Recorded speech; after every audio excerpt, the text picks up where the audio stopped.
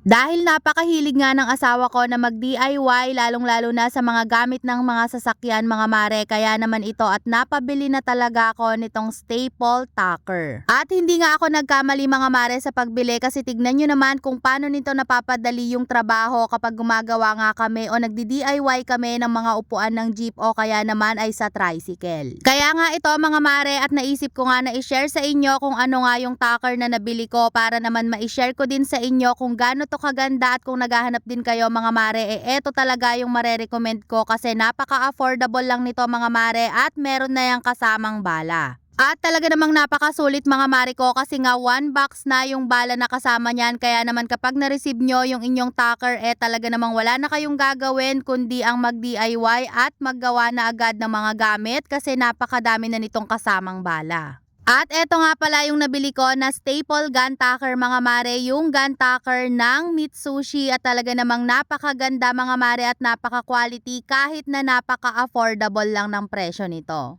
At isa nga sa pinaka nagustuhan ko dito mga mare, bukod nga syempre sa napakamura lang nito at talaga namang napaka-quality, meron na rin pala tong kasamang bala at syempre mga mare stainless steel na rin yan, kaya naman hindi basta-basta kakalawangin. At sa ilalim nga pala mga mare yung lagayan ng bala nito at meron ka lang pipindutin na bakal dyan para mabuksan mo yung lagayan ng bala dyan sa ilalim. Eto nga yung sinasabi ko mga mare, ipinch nyo lang yan tapos ay hilahin nyo para mabuksan nyo yung lagayan ng bala, and kapag naman isasarado nyo na, itulak nyo lang yan mga mare at kapag nag-click na ay nakalock na yan. Napakalambot lang din itong gamitin mga mare, kaya naman pwedeng pwede at kayang kaya kahit na babae yung gumamit nito ay okay lang. Hindi kagaya ng iba mga mare na talaga namang napakatigas at napakahirap gamitin. At meron na nga din pala yung hand grip dyan, yung kulay orange na yan mga mare, kaya naman hindi masakit sa kamay kahit na tuloy-tuloy yung ating paggamit dito sa ating gun tacker. O siya mga mare, kung gusto nyo rin ng ganito, ilalagay ko na lang yung link dyan sa comment section o kaya naman i-click nyo na lang yung basket dyan sa baba para same quality ang ma-receive ninyo at para hindi na rin kayo mahirapang maghanap.